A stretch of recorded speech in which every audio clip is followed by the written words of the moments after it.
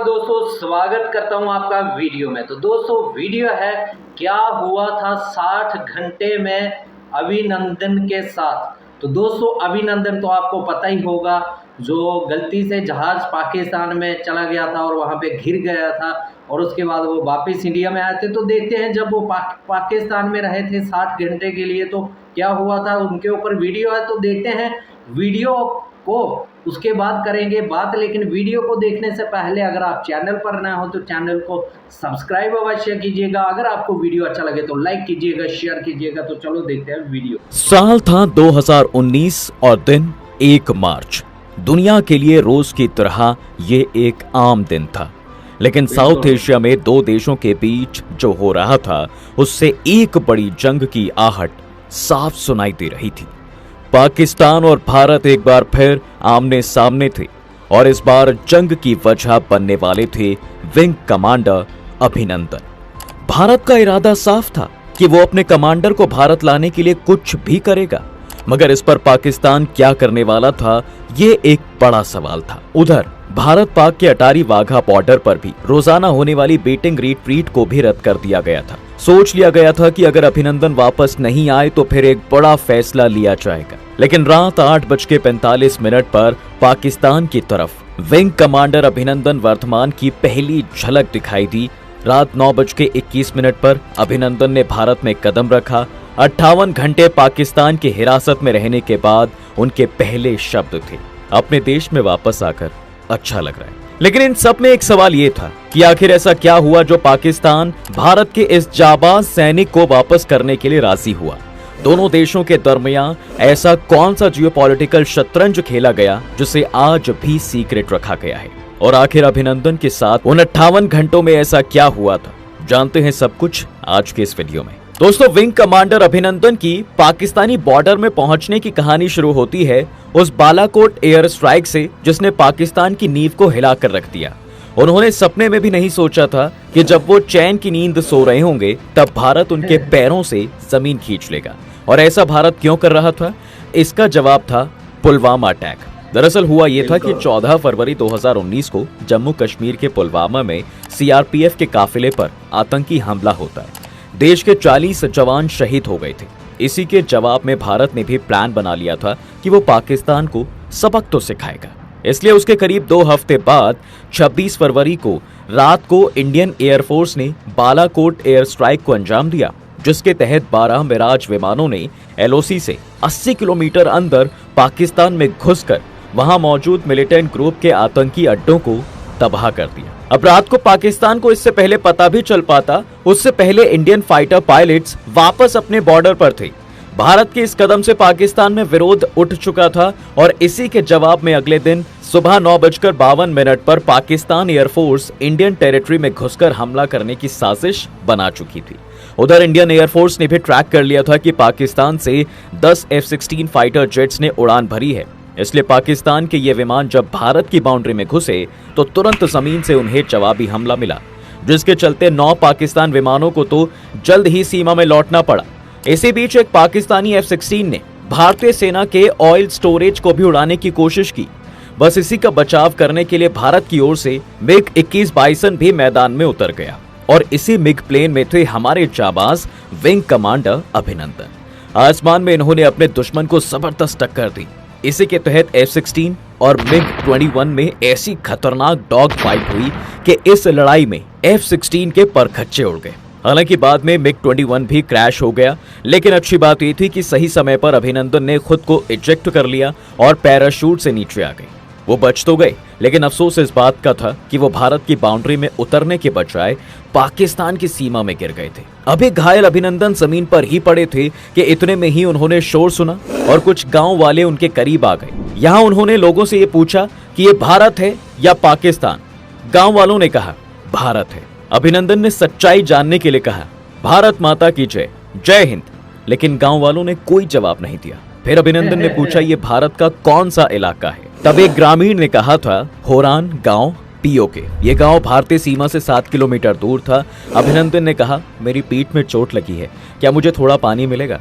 ये सुनने के बाद कुछ गांव वाले पाकिस्तानी आर्मी जिंदाबाद के नारे लगाने लगे। अभिनंदन ने अपनी सर्विस रिवॉल्वर तान रखी थी। गांव वाले अभिनंदन पर पत्थर बरसाने लगे। अभिनंदन समझ गए कि वो पाकिस्तान में हैं और अब उनके लिए मुश्किलें बढ़ने वाली हैं, इसलिए उन्होंने हवा में फायर किया और वहां से भागने लगे। इसी बीच गांव वाले भी उनके पीछे लग गए। अब ले देकर आधा किलोमीटर भागने के बाद अभिनंदन एक तालाब किनारे पहुंचे। उनके पास कुछ सीक्रेट डॉक्यूमेंट्स थे जिन्हें उन्होंने पानी में भरकर खराब कर दिया। कुछ डॉक्यूमेंट्स तो वो खुद खा गए ताकि वे दुश्मन के हाथ ना लगे। इतने में गांव वालों ने भी अभिनंदन को पकड़ लिया और मारपीट करने लगे। इसी दौरान किसी ने पाकिस्तान आर्मी को खबर दे दी कि भाई भारत का एक पायलट यहाँ गिरा है। जल्द ही आर्मी के 2 जवान या अफसर वहां पहुंचे और वहीं पर उनसे पूछताछ करने लगे। जवानों ने पूछा कि आप कौन हैं? अभिनंदन ने कहा, मैं विंग कमांडर अभिनंदन, आईडी नंबर 27981। इस वक्त अभिनंदन की आंखें सूजी हुई थी, चेहरे से खून बह रहा था। अभिनंदन की आंखें कपड़े से बांधकर उन्हें आर्मी यूनिट में लाया गया, जहां से उनकी वीडियो बनाकर वायरल कर दी गई।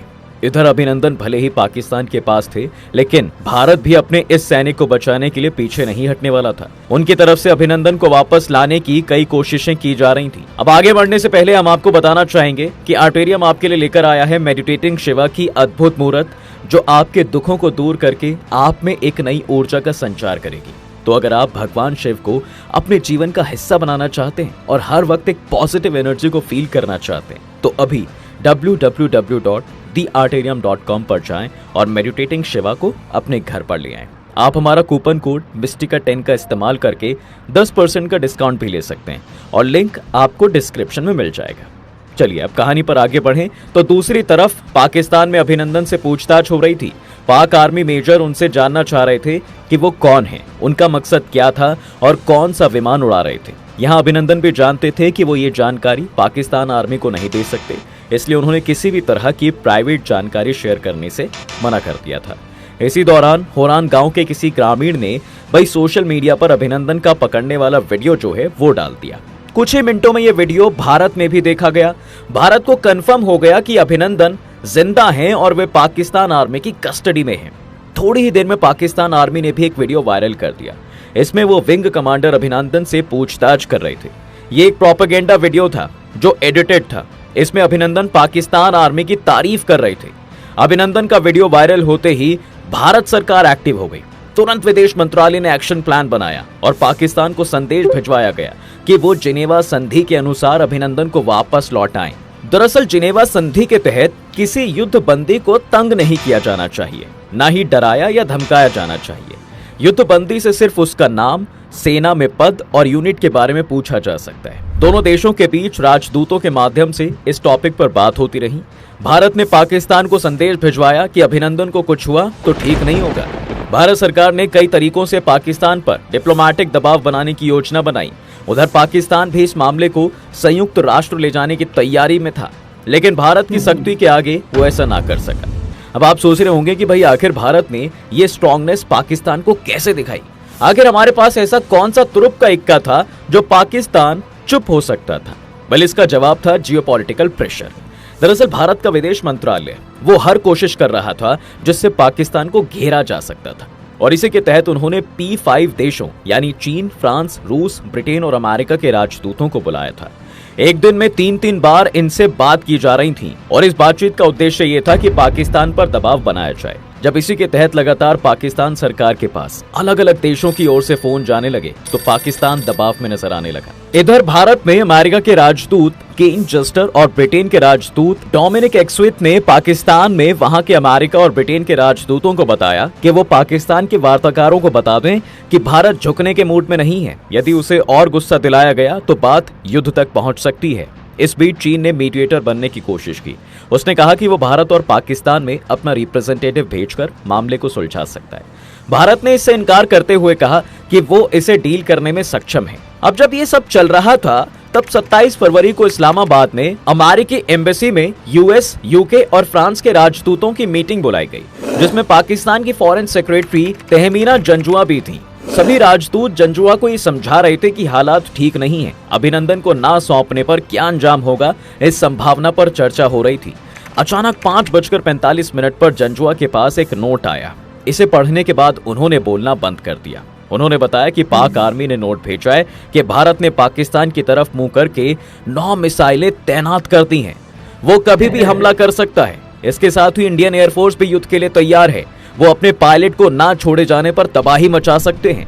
पाक विदेश सचिव ने यूएस, यूके और फ्रांस के राजदूतों से कहा कि प्लीज ये बात आप अपने अपने राष्ट्र अध्यक्षों को बताएं ताकि भारत पर दबाव बनाया जा सके। उस रात P5 देशों की राजधानियों में रात भर दफ्तर खुले रहे। कोई भी इस तनाव से नींद नहीं ले पाया कि कहीं भारत युद्ध ना छेड़ दे। फिर अगले ही दिन दिल्ली में अमेरिका और ब्रिटेन के राजदूत से खबर आई कि पाकिस्तान आतंकवाद रोकने को लेकर गंभीर है, वो अभिनंदन को छोड़ने के लिए भी तैयार हैं। पाकिस्तान के पीएम खुद अभिनंदन की रिहाई का ऐलान करेंगे और इस तरह भारत की चारों तरफ से दबाव बनाने की रणनीति काम आई और पाकिस्तान हमारे पायलट को लौटाने को तैयार हो गया। एक तरफ इस खबर से भारत में खुशी और सुकून की लहर थी, तो वहीं पाकिस्तान के लिए ये एक बेहद कठिन रात थी। इस दिन पाकिस्तान के विदेश मंत्री शाह महमूद कुरैशी ने घंटे भर तक पाक आर्मी चीफ कमर जावेद बाजवा, कुछ सांसद और मंत्रियों से बंद कमरे में बात की थी। इस मीटिंग में इमरान खान को भी बुलाया गया था, लेकिन बाजवा और इमरान के बीच चल रहे मनमुटाव के चलते वो बैठक में नहीं आए थे। इस बैठक में विदेश मंत्री कुरैशी ने बाजवा से रिक्वेस्ट की कि खुदा के लिए आप उस पायलट को सलामत जाने दें, नहीं तो रात 9 बजे इंडिया हम पर हमला कर देगा। इस ना नुकुर में ले देकर आर्मी और पाकिस्तानी गवर्नमेंट के बीच सहमति बन गई और इसी के चलते 28 फरवरी 2019 को दोपहर को पाकिस्तानी संसद में इमरान खान ने ये ऐलान किया था कि शांति संदेश के तौर पर हम भारतीय पायलट अभिनंदन को रिहा कर देंगे। इस स्टेटमेंट को पूरी दुनिया ने लाइव देखा था और उसके बाद तो मानो भारत में खुशी की लहर ही दौड़ गई थी। हर कोई इसे भारत की एक बड़ी जीत की तरह देखने लगा और देखा जाए तो ये भारत की जीत ही थी, क्योंकि पहली बार पाकिस्तान इस तरह भारत के आगे झुक रहा था। इसलिए भारत की ओर से प्रस्ताव रखा गया कि अभिनंदन को लेने के लिए एक विमान इस्लामाबाद जाएगा, मगर पाकिस्तान सरकार ने इसे खारिज कर दिया। इसके बाद पाकिस्तान ने तय किया कि वो दोपहर 2 से 5 बजे वो वाघा बॉर्डर से अभिनंदन को सौंपेगा। इसके बाद भारत ने पाकिस्तान में एक टीम को एक्टिव किया जो अभिनंदन को पाकिस्तान से लेकर आएगी। फाइनली तय किया गया कि air attache group captain Joy Kurian Wagah जाएंगे। जॉय कुरियन 3 साल से पाकिस्तान में भारत की एम्बेसी में ही तैनात थे। उनकी स्वदेश वापसी होनी ही थी। उधर अभिनंदन को इस्लामाबाद से लाहौर लाया गया। अभिनंदन के कारण भारत ने वाघा अटारी बॉर्डर पर होने वाली रिट्रीट सेरेमनी को एक दिन के लिए सस्पेंड कर दिया था। इस दौरान अजय बिसारिया इस्लामाबाद में अपने सहयोगियों के साथ लगातार फोन पर संपर्क में थे। वो पल पल की अपडेट ले रहे थे। देश विदेश का मीडिया वाघा अटारी बॉर्डर पर दोपहर से ही जम गया था। रात 9:21 पर अभिनंदन भारत की सीमा में पहुंचे और इसी के साथ भारत एक बार फिर डिप्लोमैटिकली पाकिस्तान से जीतने में सफल हो पाया। इसी के साथ हम आपसे अब विदा लेते हैं। वीडियो अच्छी लगी तो दोस्तों ये थी वीडियो और ये पूरा मामला था कि क्या हुआ था अभिनंदन के साथ और किस प्रकार से वो पाकिस्तान पहुंचे थे और पाकिस्तान वालों ने फिर वही किस प्रकार से एक फेक वीडियो बना के प्रोपेगेंडा फैलाया और उसके बाद भारतीय सरकार ने किस प्रकार से दबाव बनाया पाकिस्तान के ऊपर और पूरे अपने भाई मिसाइलें तैयार करके रख दी थी, अगर नहीं छोड़ा तो भाई सीधा हमला होगा। तो उसके बाद छोड़ दिया गया और आपने देखा भाई एक सोल्जर की लाइफ किस प्रकार की होती है, किस प्रकार से जो है लड़ाकू विमान क्रैश होने की वजह से वो पाकिस्तान में घिर जाते हैं और वहाँ पर लोग उन्हें घेराव कर लेते हैं, फिर वहाँ से भागने लगते हैं। जब तो फिर उसके बाद वो मतलब इंजर्ड थे, काफ़ी चोटिल थे, घायल थे, तो उस प्रकार से वो बचाव नहीं कर सकते थे, तो फिर वो उनके हाथों पकड़े गए थे, मतलब पकड़े ही जाना था उनके वहाँ पर। तो फिर क्या ही कर सकता है बंदा जब दूसरे देश में बंदा घिर जाए, वो भी घायल अवस्था में। तो बाकी आपको कैसी लगी वीडियो कमेंट सेक्शन में ज़रूर बताइएगा और हमारे ऐसे वीर जवानों को भाई सलूट है जो इस प्रकार से हमारी रक्षा करते हैं, हमारे देश की रक्षा करते हैं। मैं मिलूँगा नेक्स्ट वीडियो में, तब तक के लिए नमस्कार, जय हिंद, जय भारत।